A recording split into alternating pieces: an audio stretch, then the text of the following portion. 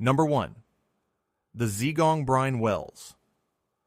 Picture a wooden tower of lashed bamboo rising over a green hillside in Sichuan, China. Beneath it, a heavy iron bit hangs on a long bamboo cable. Workers lift the bit and let it drop. Again and again. Each strike shatters a little more rock at the bottom of a narrow hole in the earth. This is percussion drilling, and the Chinese were doing it in the 1st century AD. By the time the West caught up, more than 1,000 years had passed. The people of Zigong were drilling for salt.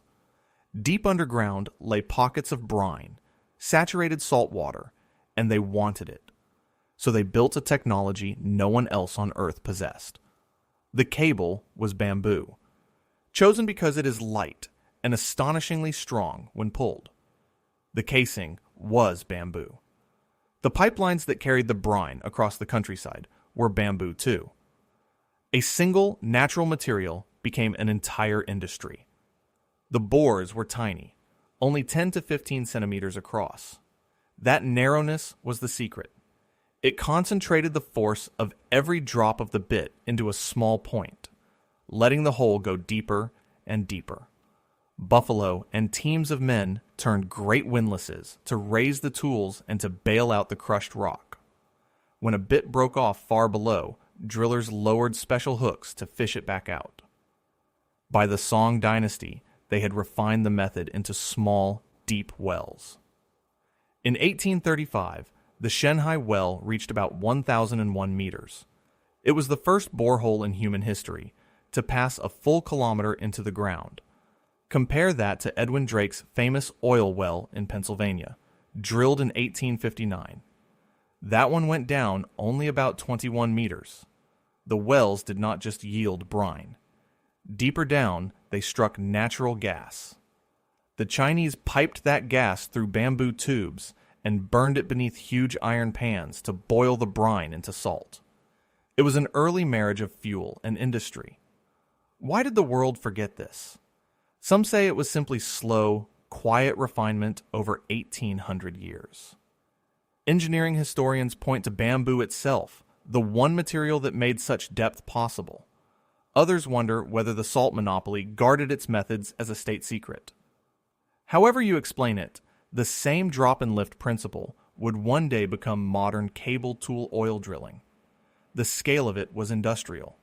Timber and bamboo derricks over 100 feet tall towered over the wells, and networks of bamboo pipelines linked the wells to the evaporation sheds and the towns. The salt they produced was so valuable that it funded successive Chinese states through taxation. Today, the Zigong Salt Industry History Museum still preserves the derricks, the iron bits, and the bamboo tubes that made it possible. But drilling straight down was not the only trick the ancients mastered. Some of them made water climb. Number 2. Sigiriya's hydraulic water gardens. In central Sri Lanka, a single mass of granite rises 200 meters straight out of the jungle. On and around it, King Kashyapa I built a palace and a garden between about 477 and 495 AD. 1,500 years later, when the monsoon rains come, the fountains in that garden still spray water into the air. No pump has ever touched them. The water gardens of Sigiriya are among the oldest designed landscapes anywhere on Earth. They were laid out on a precise east-west axis with mirror symmetry across a central path. Moats and reservoirs fed a hidden network of surface channels and underground pipes made of terracotta and stone. The whole system runs on gravity and pressure alone. The fountains work because of a pressure differential. Water stored higher up flows down through the buried pipes, and the change in height forces it upward through small openings when it reaches the garden pools. It is elegant physics, executed in clay and stone by engineers who left no textbooks behind. On the summit, cisterns cut into the rock stored rainwater for the palace above. Around the base, the moats served both defense and cooling. Sri Lanka receives heavy monsoon rain, and the gardens were engineered to handle that flood without washing away. The surface drainage carried runoff exactly where it needed to go. This was not luck. It grew out of an island-wide tradition of tank irrigation, the great Wiwa reservoirs that Sri Lankans had been perfecting for centuries. The British archaeologist H.C.P. Bell first excavated the site in earnest. Later, Seneke Bandaranayake studied its hydraulics in detail and helped the world understand how advanced it truly was. Their work showed that Sigiriya's pressure fountains predate similar ornamental waterworks in Europe by roughly 1,000 years. What was Sigiriya for? The mainstream answer is that it was a royal pleasure garden, a display of a king's power and taste. Archaeologists see something more, an integrated system that managed water and climate together as one design. And a few researchers read cosmic symbolism into its layout, a mandala of order imposed on the land. After Kashyapa died, the site became a Buddhist monastery, and the fountains kept flowing. Water that climbs by itself is one kind of magic. Freezing your food so it lasts for years, using nothing but the night sky, is another. Number 3. Incan Chuño freeze drying. High in the Andes, above 3,800 meters, the air is thin and the temperature swings violently. The nights freeze hard. The days blaze with high-altitude sun. Andean farmers looked at that brutal cycle and saw not a problem, but a machine. They used it to make chuño, a freeze-dried potato that can be stored for years, sometimes for decades. The method is simple and patient. Potatoes are spread on the ground and left to freeze solid overnight. In the day, as they thaw, people tread on them with bare feet to press the water out. Then, they freeze again. The cycle repeats for about 5 to 7 days, until what remains is a hard, light, bone-dry tuber. There are two kinds. Black chuño is dried straight. White chuño, called tunta, is soaked in water first. This is exactly the principle behind modern freeze-drying, what scientists call lyophilization. It is how we preserve food for astronauts and stabilize medicines. The Andeans arrived at it more than 1,000 years ago, and the technique is older than the Inca themselves. The earlier Tiwanaku culture made chuño too. When the Inca built their empire, between roughly 1438 and 1533, chuño became a pillar of the state. They stockpiled it in storehouses, called kolka, built in long rows on cool, windy hillsides to keep the food even longer. Those stores fed armies on the march and fed the people when harvests failed. Spanish chroniclers later noted chuño feeding the indigenous miners at the Silver Mountain of Potosi. The genius is not only preservation. Chuño is extremely light, which made it perfect for transport by llama caravan along the vast Inca road network. Surplus from a good year could be carried anywhere and saved against a bad one. It was a famine insurance system built directly into the food supply. Potatoes had been domesticated in the Andes 7,000 to 10,000 years earlier, giving farmers a long time to learn every trick the tuber allowed. Historians mostly frame chuño as practical preservation. Economists see something larger, the logistical backbone that let the Inca state feed and move enormous numbers of people. A few argue it was chuño, as much as any army, that made imperial expansion possible. Andean families still make it today the same way. A food that outlasts your freezer is remarkable. So is a staircase that cools the desert as it stores the rain. Number 4. Chand Baori Stepwell. In the village of Abhaneri in Rajasthan, India, the ground opens into an inverted pyramid. Down and down it goes, about 20 meters, roughly 13 stories deep. 3 of its walls are covered in steps arranged in a dizzying double flight pattern, around 3,500 of them. This is Chand Baori, a stepwell built in the 8th or 9th century AD and attributed to King Chanda of the Nikumba dynasty. It is both a reservoir and, quietly, an air conditioner. Rajasthan is dry and blisteringly hot. Stepwells solved the water problem by storing the monsoon rains for the long dry season. But their genius runs deeper than storage. Because the water sits far below ground, shaded by all those steps. The bottom of a stepwell stays several degrees cooler than the surface. On a scorching day, people descended into the cool air as much as they descended for the water. The stepped geometry served a practical purpose. Water levels rose and fell with the seasons, and the staircases meant you could always walk down to reach the water, wherever it happened to be.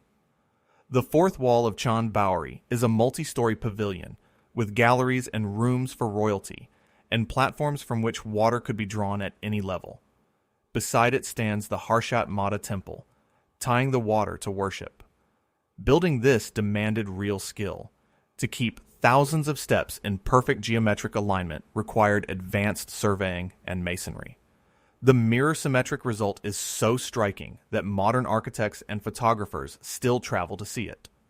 And Chan Baori was not alone. Across western India, thousands of stepwells formed a distributed network of water infrastructure, each one a gathering place offering shade, cool air, and community.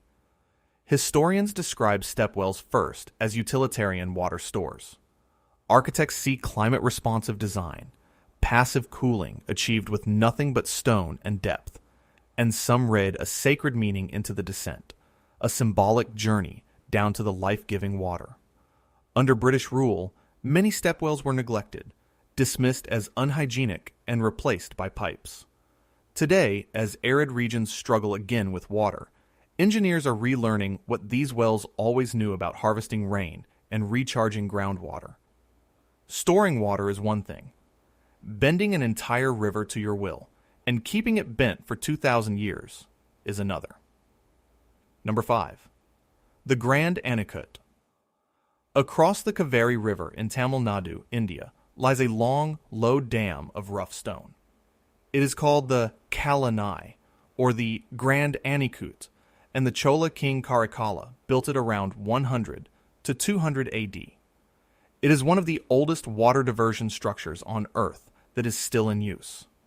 Not a ruin. A working piece of infrastructure, nearly 2,000 years old. The original dam stretched about 329 meters long and around 20 meters wide. Here's the clever part. Karikala's engineers did not build it to hold water back and drown a valley. They built it to divert. The dam nudges the Kaveri's flow into a network of branch channels that spread water across the fertile delta beyond. That delta became the rice bowl of the Tamil country, and the wealth it produced underpinned Chola power for centuries. Because it is a diversion weir, and not a towering high dam, the Kalanai carries far less risk. There is no vast reservoir straining to burst.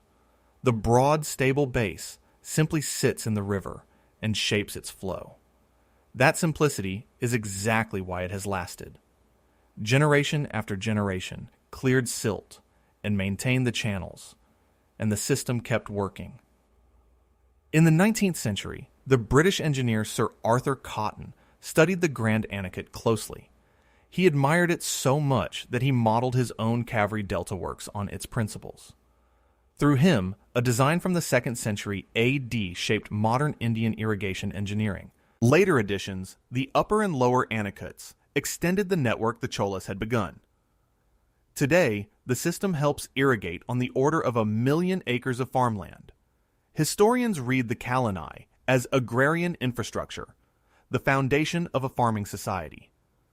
Engineers admire its permanence, the way a low profile and a wide base bought it 2,000 years of life. And some ask how much that delta surplus mattered to the Cholas beyond farming, whether the food it grew helped fund the great navy that carried Chola power across the sea. Karikala's dam still stands in the river, still doing its job. To find that river, though, you would use a map. The next people on our list found unknown islands across the largest ocean on Earth with no instruments at all.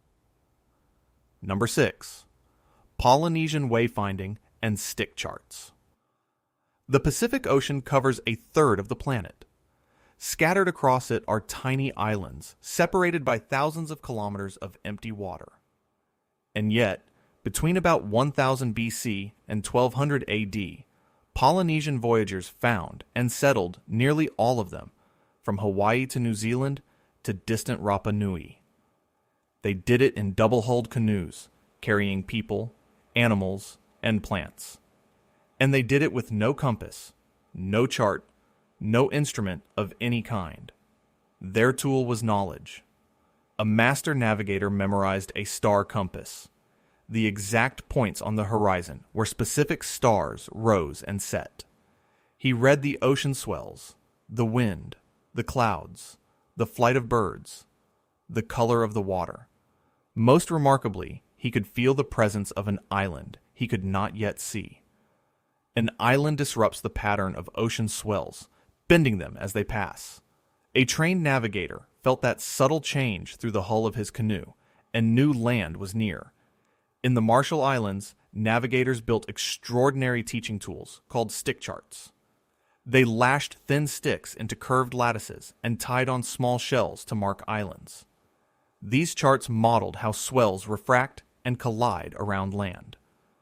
But here's the surprising part. A navigator did not carry the chart to sea and read it. He memorized it on shore, then left it behind. The knowledge traveled in his head. This wisdom passed orally through specialized navigator lineages for countless generations. Then, European contact and colonization shattered the tradition, and by the 20th century, it was nearly extinct. In 1973, the Polynesian Voyaging Society formed to bring it back. They built a traditional canoe, the hokulea. In 1976, a Micronesian master navigator named Maupiai Lug guided that canoe from Hawaii to Tahiti using only traditional methods. He proved it could be done. Decades later, from 2013 to 2017, hokulea sailed around the entire world. For a long time, some scholars insisted the islands were settled by accident, by canoes blown off course. That drift theory has been rejected. Experimental voyages and the work of researchers like David Lewis confirmed the truth. This was deliberate, skilled, two-way navigation. A stick chart is really a data visualization of a phenomenon most modern sailors never even notice. It was oceanography and astronomy without a single written word. From reading the sea, we turn to heating a home, from the floor up. Number 7. The Roman Hypocaust. Walk into a modern home with radiant underfloor heating, and you might think you are standing on cutting-edge technology. You are standing on a Roman idea that is 2,000 years old. The Romans called it the Hypocaust, which means burning underneath, and it warmed their baths and villas across the empire. The design is beautifully direct.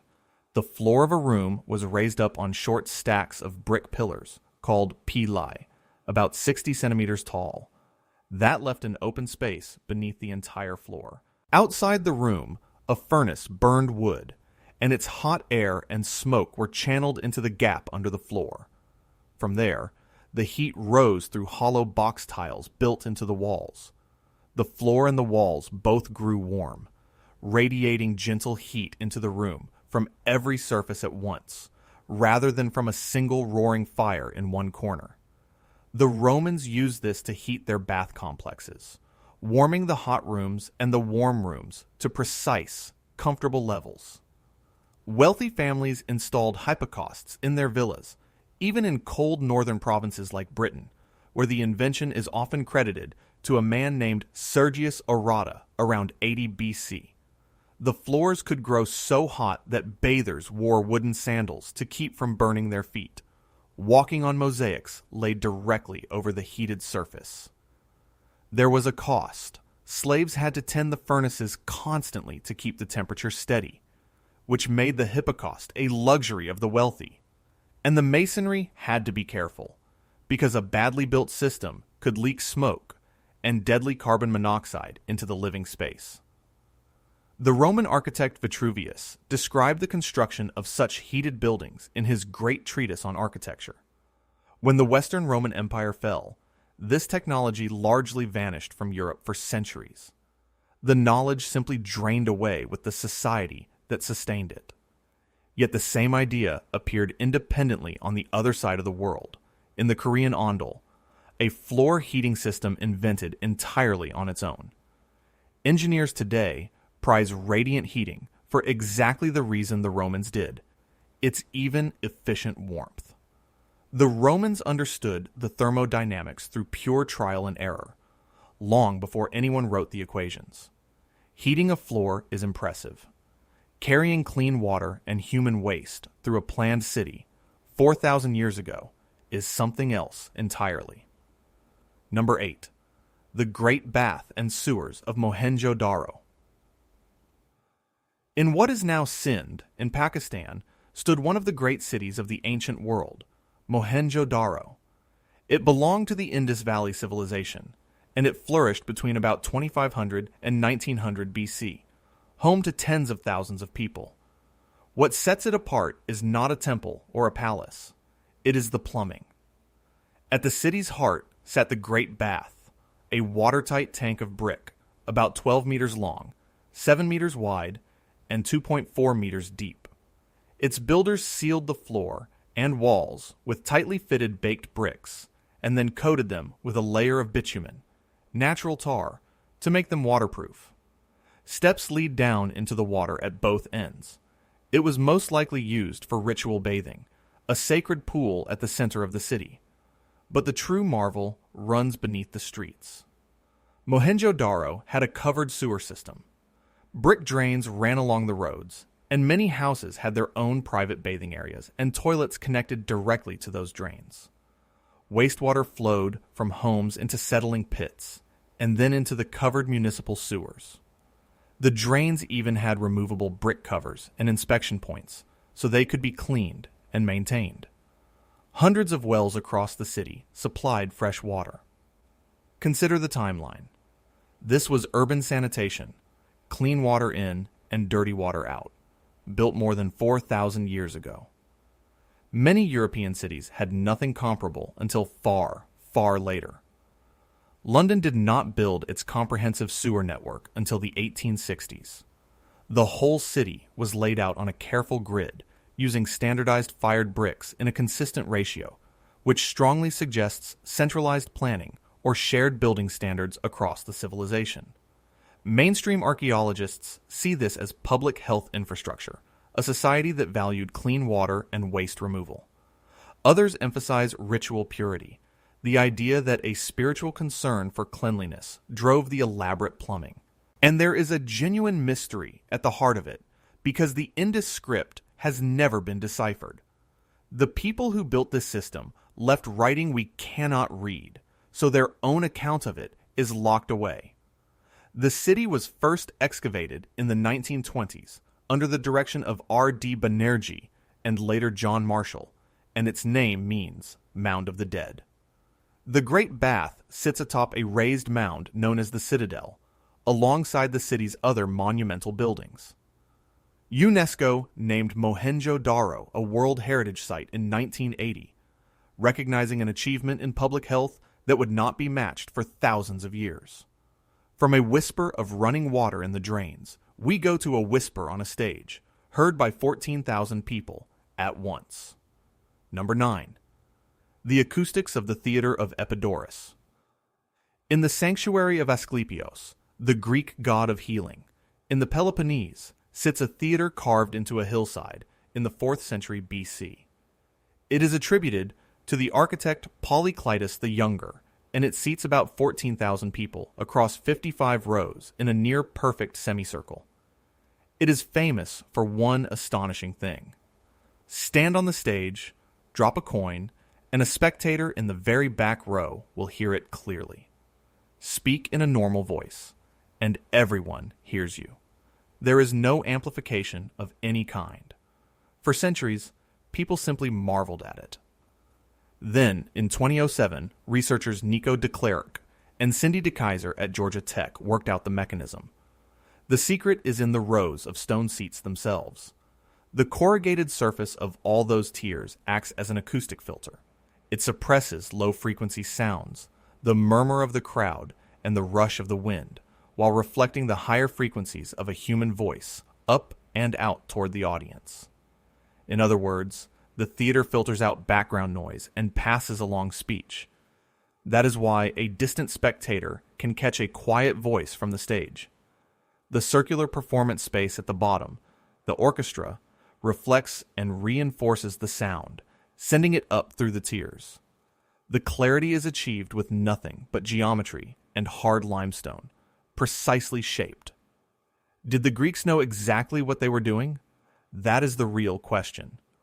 The mainstream view is that this was deliberate acoustic design, refined by careful listening and adjustment across many theaters. A more skeptical view holds that the acoustics were partly a lucky byproduct of a seating shape chosen for other reasons, for sightlines and beauty and classical proportion.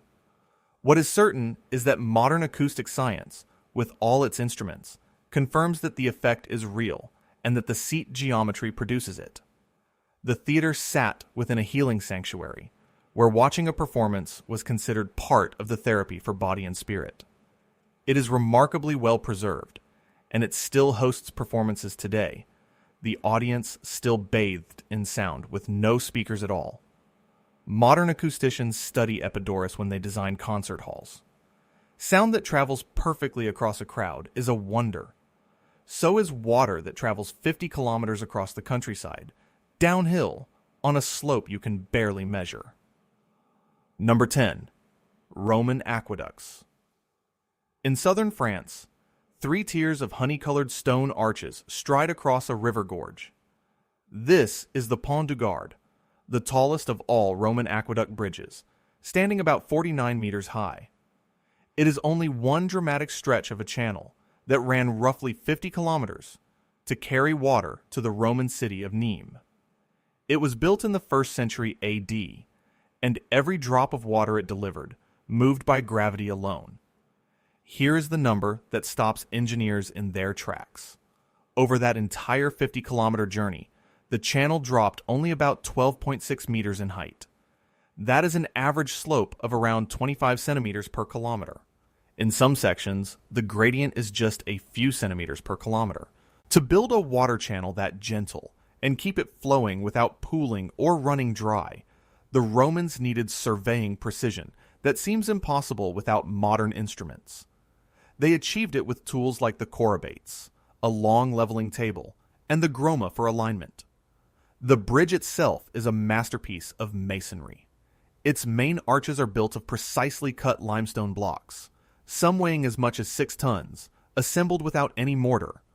The water ran in a covered channel along the very top, lined with a waterproof concrete called opus signinum. That channel delivered tens of thousands of cubic meters of water every day to the fountains, baths, and homes of Nîmes. We even know roughly how long it operated, because minerals in the water left thick deposits of calcium carbonate inside the channel over the centuries. Archaeologists read those layers like tree rings. The aqueduct functioned for several hundred years before maintenance finally lapsed in late antiquity. This was not a one-off. Across the empire, Roman aqueducts totaled hundreds of kilometers, and the city of Rome alone received over 1 million cubic meters of water every day. Around 97 AD, a Roman official named Frontinus, the water commissioner, wrote an entire book on managing the aqueduct system. Historians see state engineering at its finest. Administrators point to Frontinus and the bureaucracy that kept the water flowing. Engineers simply marvel at that gradient, held true over 50 kilometers with no laser, no computer, nothing but human skill. 10 inventions, 10 places, 10 cultures. And when you set them side by side, a single pattern emerges. Look again at all 10, and the same idea runs through every one of them. Not a single one relies on an external power source. Not one has a motor or a battery or a plug. Instead, each invention harnesses something nature was already doing and simply guides it. Gravity does the work in the fountains of Sigiriya, the channels of the Grand Anicut, and the long slope of the Pont du Gard. Natural temperature swings do the work in a Stepwell's cool depths, a Hypocaust's radiant floor, and the freezing Andean nights that make Chuño. Knowledge does the work in a stick chart, and in the seats of Epidaurus, where the answer is encoded in the shape itself rather than in any machine. That is why they last. A design with no moving parts has almost nothing to break. A diversion weir cannot burst the way a high dam can. A gravity channel needs no pump that might fail. Compare that to modern infrastructure, which depends on constant power, constant maintenance, and constant supply. When we say these ancient inventions are better, this is usually what we mean. Not more powerful, but more durable and far lower in energy. They also fit their homes perfectly. Bamboo in Sichuan, limestone in France, brick in the Indus Valley, stone in Rajasthan. Each culture reached for the material its landscape offered and matched the tool to the environment. The Romans and the Koreans even arrived at the same heated floor solution independently, on opposite sides of the world. It is a lesson in what engineers now call appropriate technology, and in measuring efficiency over centuries, rather than over quarters, which raises an uncomfortable question. If these systems were so good, why did we ever stop using them? The answer, again and again, is that a technology survives only as long as the society that feeds it. When Rome fell, the hands that stoked the Hypocaust furnaces and maintained the aqueducts fell silent. When the Chola and Inca states weakened, so did the organized labor that cleared the silt and guarded the storehouses. The invention did not fail. Its caretakers vanished. Specialized knowledge is especially fragile. The Polynesian navigators held their wisdom in memory and passed it mouth to mouth. So when colonization broke those lineages, the knowledge nearly died with them. The Indus people wrote their records in a script we still cannot read, so whatever they understood about their own plumbing is locked away from us. Craft that lives in people, rather than in books, disappears the moment the chain of teaching snaps. Other forces pushed the old ways aside. Colonial rulers dismissed stepwells as primitive and unhygienic and replaced them with pipes. Industrial societies came to prize powered, centralized systems and looked down on anything that ran on mere gravity or sunlight. Some genuinely labor-heavy designs, like the Hypocaust, simply became too expensive to justify. And so a great deal of what we call lost was not truly lost at all. It was abandoned, undervalued, and forgotten until archaeologists and curious engineers went looking for it again. That search has been rewarded, over and over, with proof that the ancients were right. In 2007, a modern acoustics lab confirmed exactly why the seats of Epidaurus carry a whisper. In 1976, a canoe named Hokulea crossed from Hawaii to Tahiti with no instruments and settled the argument about Polynesian navigation for good. The pattern repeats across field after field. Modern radiant underfloor heating is, in essence, the Hypocaust reborn. Food scientists freeze-dry meals for astronauts using the very principle behind Andean Chuño.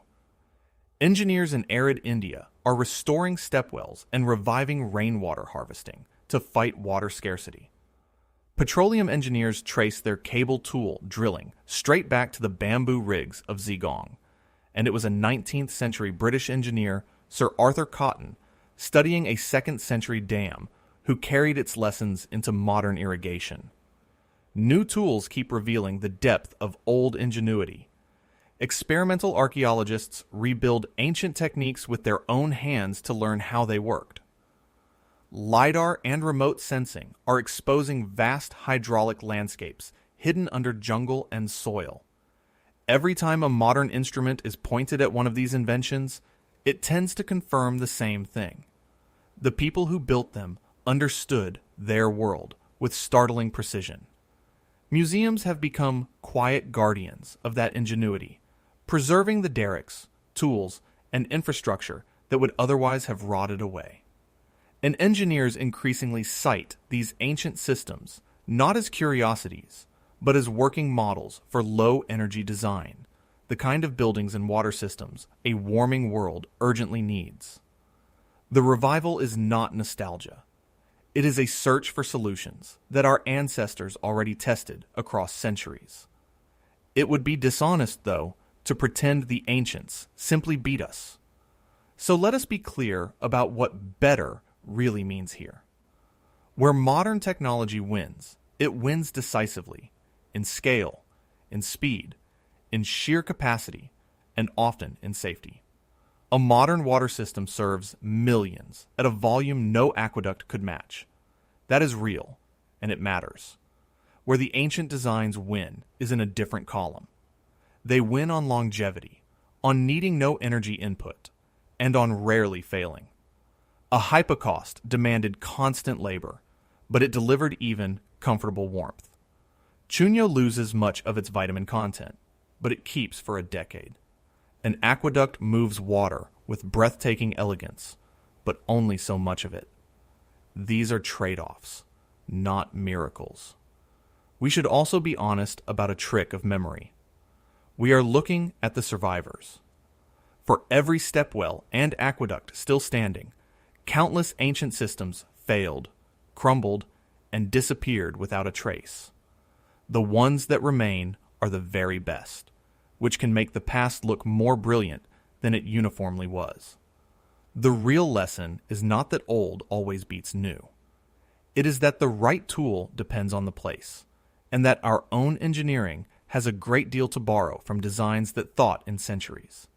This is not a contest across time. It is a conversation. Somewhere in Sri Lanka, a fountain is spraying in the rain, 1,500 years after the king who ordered it turned to dust. In Tamil Nadu, a river still bends where a dam told it to bend, 2,000 years ago. In France, arches that carried water for a vanished empire still stand against the sky. These are not ruins. They are machines that are still, in their quiet way, running. There is a humility in all of this. These engineers had no electricity, no engines, no computers, and out of that constraint they made elegance. They read the swell of the ocean, and the swing of the desert night, and the fall of water down a hill, and they turned those forces into tools that outlived their own civilizations. Their names, in most cases, are lost to us entirely. It makes you wonder what our own infrastructure will look like in 2,000 years, and whether anything we build will still be working then. It makes you see the whole history of human cleverness as one long, continuous project, each generation quietly anticipating ideas the next would think it invented. Sustainability, it turns out, is not a new idea at all. It is a very old one. And the greatest lesson these inventions offer is not in their stone or their bamboo, but in the reminder that brilliance and loss have always traveled together, and that the past still has a great deal left to teach us.